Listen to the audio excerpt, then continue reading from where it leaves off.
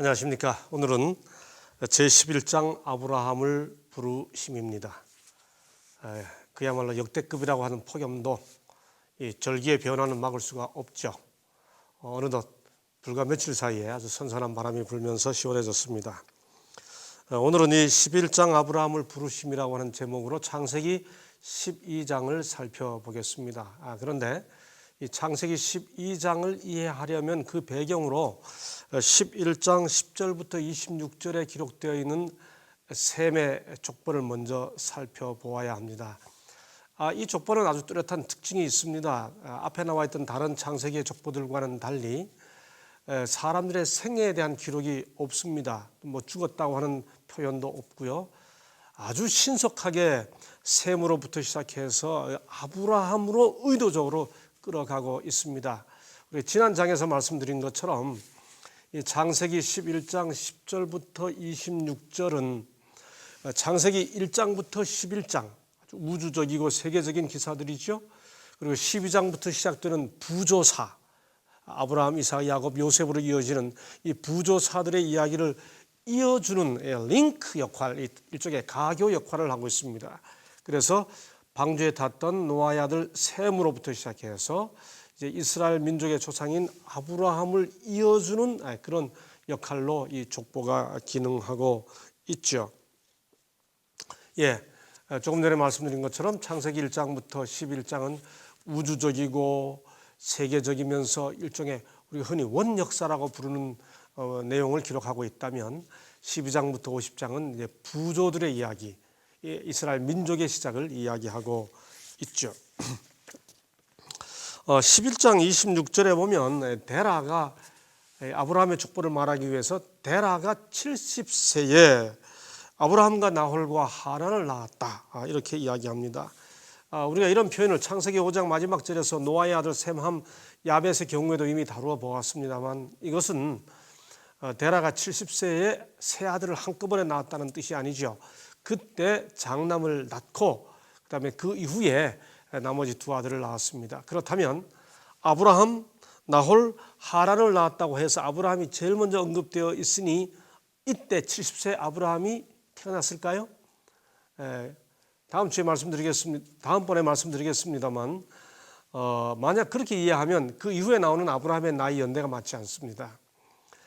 비록 아브라함, 나홀, 하란으로 기록되어 있지만은 아브라함이 장자가 아닙니다. 장자는 하란입니다. 왜냐하면 27절에 보면 이때 하란은 세 아들 중에서 유일하게 아들을 낳았고, 또 28절에 보면 아비보다 먼저 죽었고, 또 29절에 보면 그의 딸이 동생 나홀과 결혼을 했으니 제일 큰 아들이 하란임에 틀림이 없죠. 그럼에도 불구하고 아브라함, 나홀, 하란 이렇게 기록되어 있는 이유는 이제 이후부터 등장하는 주인공이 아브라함이기 때문이고, 또 창세기 기사가 일종의 구속사 중심으로, 아브라함 중심으로 기록되기 때문이죠. 아브라함이 구속사에서 가장 중요한 인물이기 때문입니다. 아브라함의 소명은 본격적으로 창세기 12장에서 시작이 됩니다만은 11장 31절을 바로 이해하는 것에서부터 출발해야 합니다. 그 절은 이렇게 기록하고 있죠. 데라가 그 아들 아브람과 하란의 아들 그 손자 롯과 그 자부 아브람의 아내 사레를 데리고 갈대아 우르에서 떠나 가나안 땅으로 가고자 하더니 하란에 이르러 거기 거하였으며. 사실 창세기 11장 31절이 굉장히 중요합니다. 이걸 잘 이해해야 그 다음에 이어지는 창세기 12장의 기사들이 바로 이해되기 때문이죠.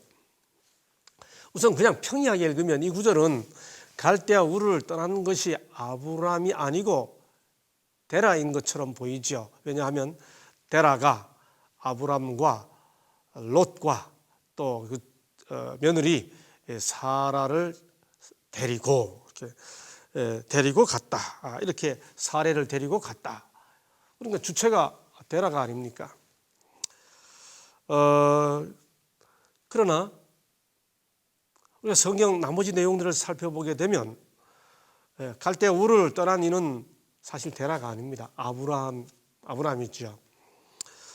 실제로 이런 이유 때문에 어떤 성경 주석들은 갈대아 우르를 떠날 때는 데라가 떠났고 아브라함이 부름을 받은 장소는 갈대아 우르가 아니고 가다가 머물러서 데라가 죽은 하란에서 아브라함이 부름을 받았다, 이렇게 하는 주석도 실제로 있습니다.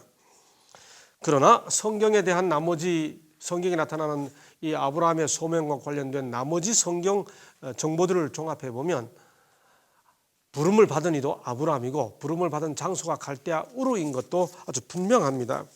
우선 창세기 15장 7절을 보면 하나님께서 아브라함에게 이렇게 이야기를 하죠. 나는 너를 갈대아 우르에서 이끌어낸 여호와로라, 이렇게 말씀하십니다. 또 우리가 사도행전 7장 2절에 보면 스데반이 그 아브라함의 기사를 쭉 이야기하면서 이렇게 표현합니다. 우리 조상 아브라함이 하란에 있기 전 메소포타미아에 있을 때에, 갈대아 우르는 메소포타미아 땅이거든요, 있을 때에 하나님이 그를 부르셨다고 아주 분명하게 이야기하고 있습니다. 사실 엄격히 말하면 데라는 성경의 정보를 확인해 보면 데라는 하나님의 부르심을 받고 갈대아 우르를 떠날 그런 믿음을 가지고 있던 사람이 아닙니다. 왜냐하면 여호수아 24장 2절에 보면 여호수아가 설교하면서 그 데라에 대해 이렇게 말하죠. 조상 데라가 강저편에서, 강저편, 이 가나안 땅에서 보면 강저편입니다. 갈대아 우르가 강저편에 거하여 다른 신들을 섬겼더라. 그 데라에 대해서 그렇게 설명하고 있죠. 한마디로 데라는 우상 숭배자였습니다. 그런 데라인이 하나님의 명령을 듣고 본토 친척 아비집을 떠나라는 명령을 듣고 데라가 거기를 떠날 이유가 없죠. 그렇다면 창세기 11장에서 데라가 아브라함을 데리고 라고 표현되어 있지만은 사실상 떠난 이는 아브라함이고 내용상으로는 아브라함이 데라를 모시고 떠난 거죠. 그렇다면 왜 성경이 그렇게 표현하고 있는가? 이유는 간단합니다. 그 앞절에 보면 데라의 후예는 이러하니라 하고 데라의 족보가 시작되지요. 이건 성경의 공통된 족보입니다. 예를 들어 이삭의 약전이 이러하니라 하면서 야곱 이야기가 나오고 야곱의 후예가 이러하니라 하면서 요셉 이야기가 나오죠. 그러니까 아브라함의 이야기를 하면서도 그 아브라함의 아버지, 그 당시 가장이었던 데라의 후예는 이러하니라 하고 데라 중심으로 기록이 되어 있고, 그 당시 가장이 데라니까 데라가 아브라함을 데리고 떠났다, 이렇게 성경은 가장 중심으로 기록하고 있는 거지요. 아브라함은 믿음의 사람이었습니다. 그래서 히브리 11장 8절에 보면 그가 부름을 받았을 때 믿음으로 순종하여 나아갔다, 이렇게 표현하고 있습니다. 그렇게 믿음의 사람이었기 때문에 아브라함이 하나님의 부르심을 받고 순종한 거죠. 그래서 부조와 선지자 125쪽은 아브라함의 믿음에 대해, 그 당시 믿음에 대해 이렇게 설명합니다. 신실치 못한 자들 가운데서도 신실하며 만연하고 있던 배교에도 부패되지 않은 채 그는 유일하신 참 하나님을 예배하는 일을 끝까지 고수하였다. 그러므로 갈대아 우르를 떠난 이도 아브라함이고 또 장소도 갈대아 우르입니다. 이렇게 아버지를 모시고 순종하여 갈대아 우르를 떠났던 아브라함이 하란에 가서 머물죠. 아마도 그 다음 31절에 보면 데라가 하란에서 죽는 것으로 보아 하란에 머물 수밖에 없었던 것은 고령의 아버지 그 노한 때문이었을 것임에 틀림이 없습니다. 여하튼 데라가 하란에서 죽죠. 그리고 이후에 하나님이 창세기 12장 1절에서 너는 본토 친척 아비집을 떠나 내가 내게 지시할 땅으로 가라, 이렇게 말합니다. 아까 말씀드린 대로 사도행전 7장 2절에서 스데반이 우리 조상 아브라함이 하란에 있기 전 메소포타미아에 있을 때에 영광의 하나님이 그에게 보여 가라사대 내 고향과 친척을 떠나 내가 내게 보일 땅으로 가라 하셨다고 스데반이 말합니다. 그러니 아브라함이 갈대아 우르에서 하나님의 부르심을 받았죠. 그리고 창세기 하란에 갔다가 하란에서 데라가 죽은 다음에 하나님이 본토 친척 아비 집을 떠나라 이렇게 명령하시죠. 그렇다면 이 두 가지 정보를 다 종합하면 아브라함에게 주어진 하나님의 명령은 두 번 주어진 것이 되죠. 스데반이 창세기 12장의 명령을 자기 방식으로 이해했다고 우리가 이해할 수도 있지만은 그 표현을 문자 그대로 우리가 한번 적용해서 본다면 스데반의 설교를 그야말로 창세기에 없는 갈대아 우르에서 아브라함에게 주신 하나님의 명령이라고 우리가 이해한다면 그때 하나님께서 아브라함에게 하신 명령은 고향과 친척을 떠나 이렇게 되어 있습니다. 사도행전 7장 2절에 고향과 친척을 떠나. 어쩌면 그 명령 때문에 아브라함은 아비를 모시고 갈대아 우르를 떠난 거죠. 그러다가 이제 아버지가 돌아가셨어요. 그러니까 하란에 와서 다시 하나님은 본토 친척뿐만 아니라 본토 친척 아비 집을 떠나까지 이렇게 하신 게 되죠. 그래서 부조와 선지자도 같은 맥락에서 이렇게 설명합니다. 127쪽이죠. 아브라함이 갈대아 우르에서 살던 때에 처음으로 하나님의 부르심이 그에게 임하였고 그것에 순종하여 그는 하란으로 옮기웠다. 이곳까지 그의 아버지의 가족은 그와 동행하였는데 이는 저들은 우상 숭배자이면서 동시에 참 하나님을 섬기는 데에도 연합하였기 때문이다. 이곳에서 아브라함은 데라가 죽기까지 머물렀다. 그러나 그의 아버지의 무덤에서 하나님의 음성이 앞으로 나아가라고 그에게 명령하였다. 갈대아 우르에서도 하나님 명령을 들은 이는 아브라함이고 또 하란에서 아버지의 무덤 앞에서 또 계속해서 나아가라고 하는 명령을 들은 이도 아브라함이라는 설명입니다.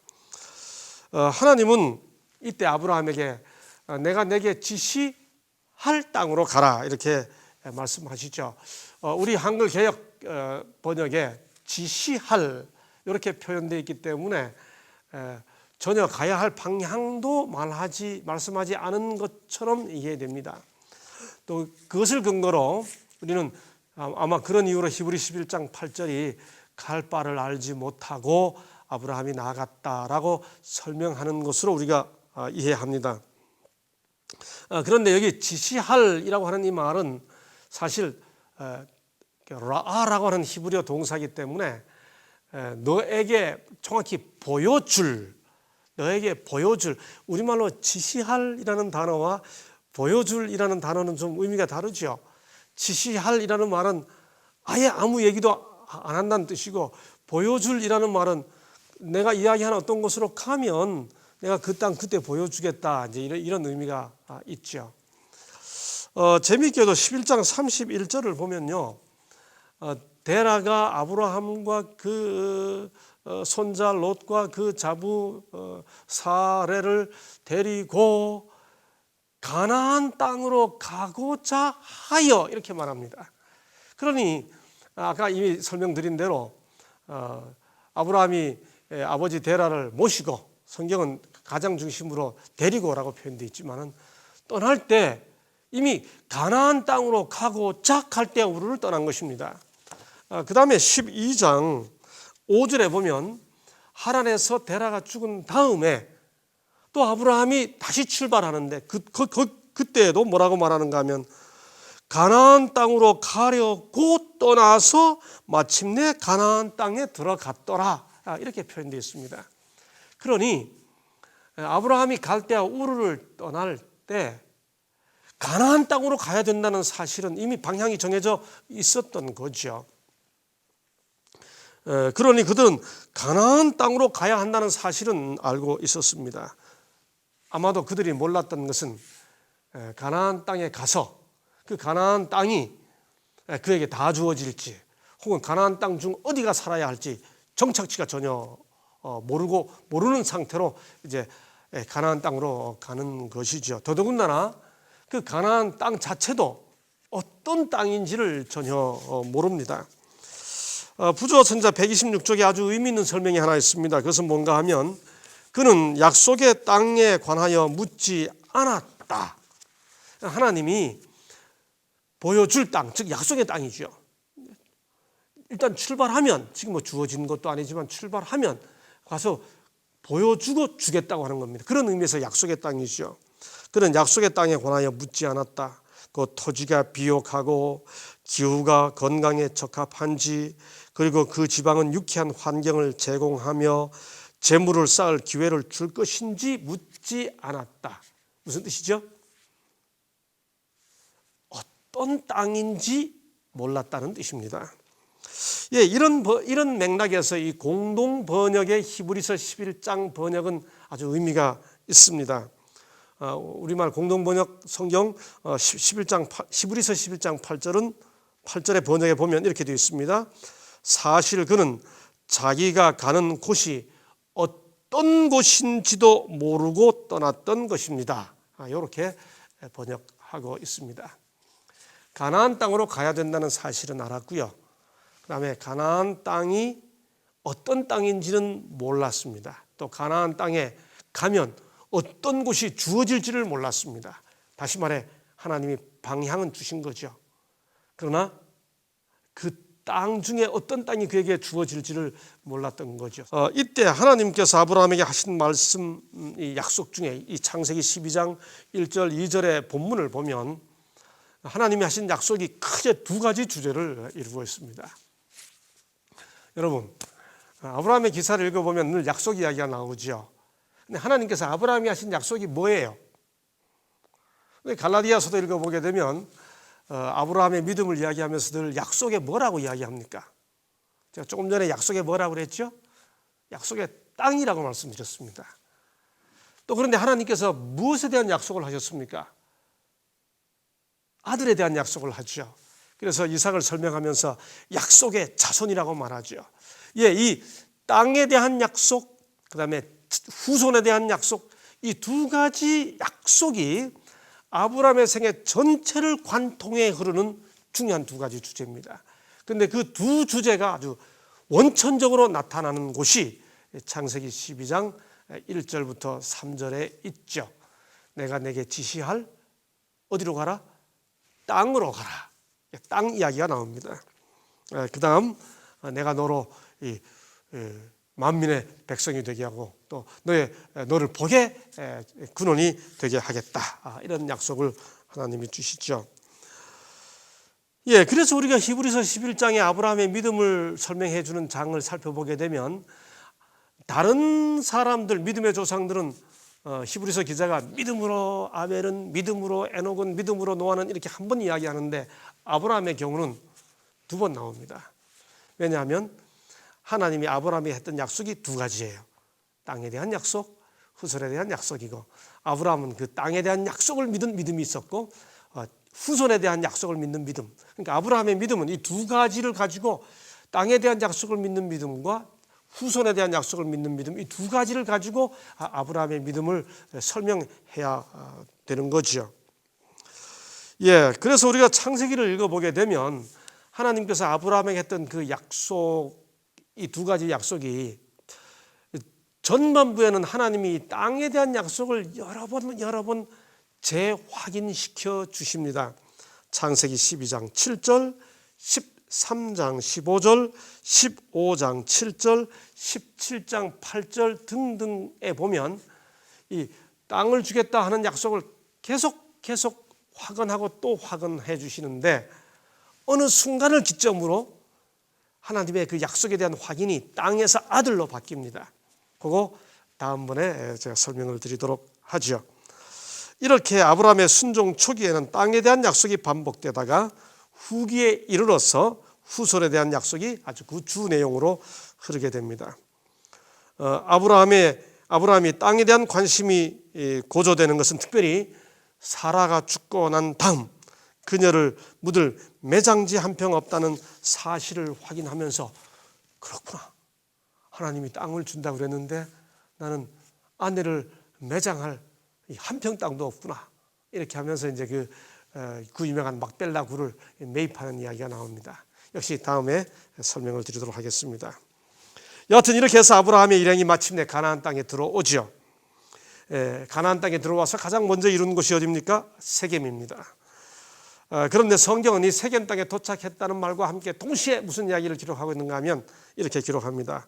그때에 가나안 사람이 그 땅에 거하였더라. 여러분, 아브라함은 누구의 후손입니까?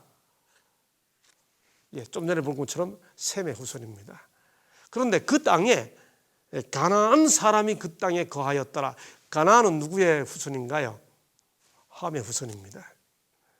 그러니 하나님께서 갈대 우르에서 떠나서 처음으로 주시마 약속하신 가나안 땅에 들어왔을 때 그때부터 이미 함의 후손인 가나안 후손이 그 땅을 차지하고 있는 상황이죠. 여러분, 이런 상황이 저 훗날 여호수아의 가나안 땅 정복에서 똑같이 반복되죠. 여하튼 가나안 사람이 그 땅에 거하고 있습니다. 그때 아브라함의 마음이 어떠하였을까요? 빈 땅도 아니고 이 땅이 어떻게 내게 하나님께서 주신다는 뜻일까? 그런 마음이 들지 않았겠습니까? 그때 하나님께서 7절에서 12장 7절에서 딱 이렇게 말씀하십니다. 여호와께서 아브라함에게 나타나 가라사대 내가 이 땅을 내 자손에게 주리라. 여러분, 여기서 이 성경 이야기, 구약의 이야기가 이 가나안 땅과 관련된 이야기가 쫙 풀어져 나가는 거죠.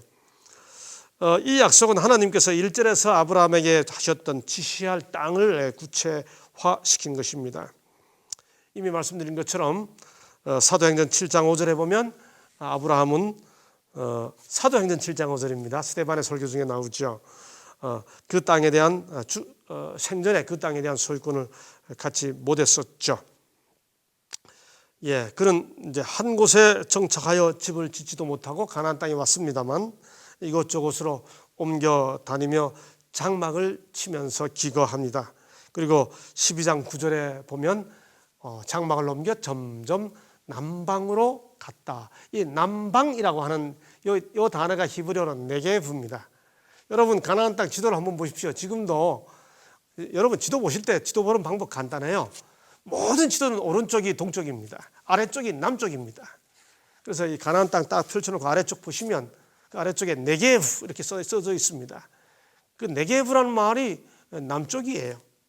그래서 남방이라는 말 자체가 지금도 네게브라는 이름으로 히브리어로 네게브인데 지금도 네게브라는 이름으로 불려집니다. 그렇게 가나안 땅에 가서 장막을 옮기면서 거하고 있죠. 그렇게 가나안 땅 생활을 유목 생활처럼 시작한 아브라함이 그 땅에서 기근을 만납니다. 그리고 그 기근을 피하여 애굽으로 내려가게 되죠. 10절에 보면 그 땅에 기근이 있으므로라고 말합니다. 여러분, 네게브 땅에서 기근을 맞았을 때 아브라함이 애굽으로 내려간 것은 왜 그랬을까요? 거기 나일강이 있었기 때문이지요. 아주 합리적인 선택입니다. 그런데 여러분, 아브라함이 갈대 우르를 떠날 때 하나님이 내가 내게 지시할 땅으로 가라 해서 가나안 땅에 들어왔습니다. 근데 여기 기근이 있으므로 아브라함이 가족을 이끌고 애굽으로 갔다라고 할 때 뭐 하나님의 지시를 따라 그런 말이 없습니다. 하나님께서 땅을 주고 내 후손으로 번성케 하겠다고 하신 약속이 있음에도 불구하고 상황이 발생되니까 자연스럽게 살기 위한 선택을 하고 있는 아브라함의 모습을 보게 되죠. 그래서일까요? 아브라함이 애굽에 도착해서 뭔가 우리가 생각했던 정말 믿음의 대장부처럼 하나님의 명령을 따라 출발했던 아브라함의 모습과는 다른 모습을 우리가 보게 되죠. 하나님의 약속은 여하튼 그가 살아 있어야만 성취될 수 있는 것들임에도 불구하고 그는 애굽에 도착한 다음에 살기 위한 인간적인 꾀를 내죠. 바로 그것이 너무도 유명한 아내를 여동생이라고 이야기하는 모습입니다. 성경 기사를 보게 되면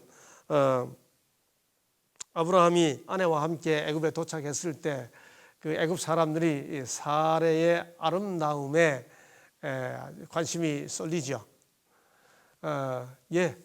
예쁜 아내와 함께 이방 나라에 간 사람이 두려움을 갖게 됐던 것은 이미 고대부터 그러했던 것 같습니다. 사실 그래서 아브라함이 자기 아내를 아내라 하지 않고 누이라고 했는데 창세기 20장 12절에 보면 맞아요. 이복 동생이에요. 누이예요. 여러분, 그런데 이게 왜 문제가 되죠? 맞아요. 반진리예요. 사레가 아브라함의 누이 동생인 것 맞아요. 그러나 그것보다 더 근본적인 관계는 아내죠. 근데 그걸 감추고 누이라고 말하고 있는 것, 이게 정직하지 않은 거죠. 아브라함은 하나님의 약속을 믿고 출발했지만 아직은 연약한, 살기 위해 꾀를 부리는 허물진 인간에 불과한 모습을 보여주고 있죠. 인간적인, 너무나 인간적인 우리의 모습이 거기 투영되고 있는 아브라함의 모습을 보지 않습니까? 14절에 보면 애굽 사람들이 그 여인의 심히 아리따움을 보았고 합니다. 어떤 분들이 이것에 대해서 저도 질문 많이 받았어요. 아브라함이 하란을 떠날 때가 70살이었습니다. 사레는 아브라함보다 10살이 아래이기 때문에 이때 사레의 나이가 그러면 몇 살입니까? 60살입니다. 어떤 교우님들이 제게 물었습니다. 60살 할머니가 도대체 예쁘면 얼마나 예쁘다고 애굽 사람들이 뭐 그렇게 그걸 가지고 혹해서 그렇게 했겠습니까? 사례의 미용법이 특별한 게 있었습니까? 이렇게 묻습니다. 여러분, 그런데 이때 사례의 아름다움은 오늘날 우리의 수명으로 생각하면 안 되죠. 왜냐하면 우리가 창세기 23장 1절에 보면 사례는 127세에 죽었습니다. 그러니 이때 60세는 아직 수명의 반도 사실 채 안 된 겁니다. 70인생으로 치면 35을 아직 안 넘긴 거예요. 80으로 치면 아직 40이 채 안 된 겁니다. 그러니 이제 그 중년 여인의 아름다움을 아주 마음껏 발산하고 있는 그런 때쯤에 그 상태였다고 우리가 이해하면 됩니다. 더더군다나 그들은 성경 기록상 이때까지 한 번도 해산의 경험이 없죠. 그리고 많은 가시는 거느린 부호 아브라함의 아내였음을 고려한다면 그런 아름다움은 충분히 지닐 수 있는 상태였죠. 그래서 바로가 애굽 사람들의 그런 이야기를 듣고 사례를 취하여 궁으로 들인지라 하고 15절에서 말합니다. 고대 근동의 왕들은 여러 명의 후궁들을 거느리고 있었습니다. 우리가 잘 아는 대로 이때 바로가 사례를 궁으로 들인 것은 그녀를 후궁으로 삼기 위한 것이었습니다. 동양의 왕궁 내시를 흔히 하렘이라고 부릅니다. 그러니 사라가 이 바로의 하렘으로 초대를 받은 거죠. 말할 것도 없이 바로와 성관계를 갖기 위한 것입니다. 재미있는 것은 이렇게 사례를 하렘으로 바로가 들이면서 16절에 보면 예쁜 여동생이라고 하니 오빠에게 대접을 해야 되잖아요. 그래서 16절에 보면 그를 인하여 아브람을 후대함으로 양과 소와 노비와 암수 나귀와 약대를 얻었더라 이렇게 되어 있습니다. 여기 노비라는 말이 여자의 노비와 남자 노비가 같이 포함되어 있는 의미입니다. 아마도 이때 하갈이 주어지지 않았을까 대부분 주석가들이 그렇게 생각하죠. 우리나라에서는 신부가 신랑의 가족들에게 선물을 주는 예단 전통이 있습니다만은 고대 근동 지방에서는 신랑이 신부의 가족들에게 예물을 주는 소위 그 지참금 주는 그런 전통이 있었죠. 출애굽기 22장 16절, 신명기 22장 29절에도 보면 나옵니다. 여러분, 그런데 이렇게 아브라함이 아내를 누이 동생이라고 속여서 바로가 데려가는 것 때문에 오빠라는 이유로 많은 이 선물을 받는데 이 절에 보면 약대를 얻었더라 하고 아브라함이 그걸 그냥 받는 겁니다. 여러분 이런 남편의 모습을 보면서, 이런 남편 아브라함의 모습을 보면서 무슨 느낌이 드십니까? 믿음의 대장부처럼 하나님의 부르심을 듣고 갈대아 우르를 떠나고 하란에서 떠나 이 가나안 땅으로 왔던 그 믿음의 사람 아브라함이 참 이때 그 예물을 받아 듣는 겁니다. 이때 이 아브라함의 심정이 어떤 표정으로 이걸 그냥 아무 소리 안 하고 받고 있었을지 참 궁금합니다. 그걸 안 받겠다 안 하고 또 다 아브라함이 받아요. 참 치욕스러운 선물이죠. 아내를 팔아서 온 선물을 받다니, 이때 아브라함은 도대체 어떤 모습입니까? 그런데 재미있는 것은 그 다음 이어지는 17절이죠. 여호와께서 그 아내 사레의 연고로 바로와 그 집에 큰 재앙을 내리신지라. 여러분, 어떤 의미에서 바로는 억울합니다. 아무것도 모르잖아요. 아브라함의 동생인 줄만 알고 있습니다. 잘못은 아브라함이 했죠. 그런데 여기 17절에 보면 여호와께서 그 아내 사레의 연고로 바로와 그 집에 큰 재앙을 내렸다고 말합니다. 당신의 백성을 보호하시는 하나님의 섭리를 보게 되죠. 예, 하나님께서 아브라함을 부르신 것은 그를 통해 구별된 한 민족을 형성하시고 그 민족을 통해 세상을 거룩하게 하고자 함이었습니다. 그러므로 지금 하나님은 아브라함과 그 가족을 특별히 보호하고 있는 것입니다. 하나님께서는 약속의 자녀를 낳을 열국의 어미인 사레가 바로의 첩으로 전락하도록 내버려 두지 않았습니다.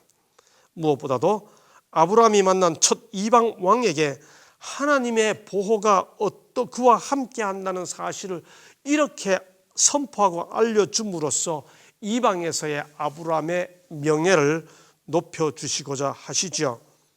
이런 이유로 역대하 16장 21절에 보면 다윗은 아브라함에게 하신 하나님의 언약을 상기하면서 이렇게 설명하고 있습니다. 역대하 16장 21절 22절입니다.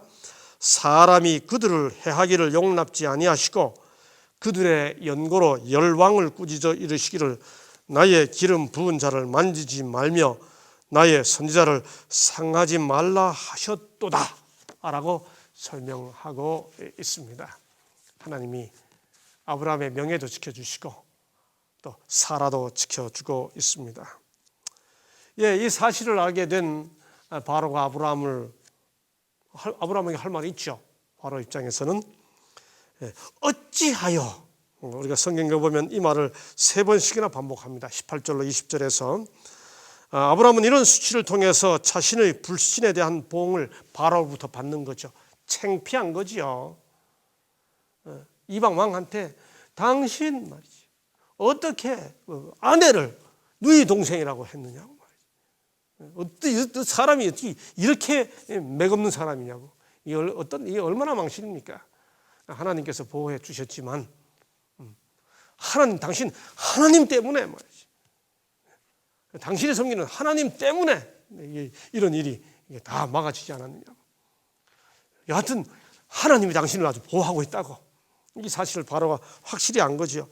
여하튼 아브라함은 그 자체로 이미 보응을 받은 것이죠. 하나님은 비록 죄는 아브라함이 지었지만 우선 그의 백성을 보호하시어 이방에서 하나님이 그를 보호한다고 하는 사실을 알려주셨고 또 아브라함은 바로를 통해 자신의 잘못에 대한 견책을 들은 것입니다. 바로는 재앙 때문에 잘못한 아브라함에게 아무것도 보복하지 못한 채 사례를 다시 돌려줍니다. 돌려줄 때 바로가 뭐라고 말하나요? 19절 내 아내가 여기 있으니 이렇게 말합니다. 취할 때는 데리고 갈 때는 누이 동생이라고 아브라함의 누이 동생이라고 데려갔는데 돌려줄 때는 내 아내가 여기 있으니 이렇게 말하죠. 이 말은 무슨 뜻이에요? 나 손톱만큼도 안 건드렸어. 이 여자 당신 아내야. 이렇게 말해주는 거죠. 순결을 잃지 않은 사례의 상태를 강조하는 표현으로 바로가 그렇게 말해주는 겁니다. 아브라함은 비록 믿음의 부족을 나타냈지만 하나님의 은혜로 오히려 애굽에서 많은 재물을 가지고 돌아오게 됩니다.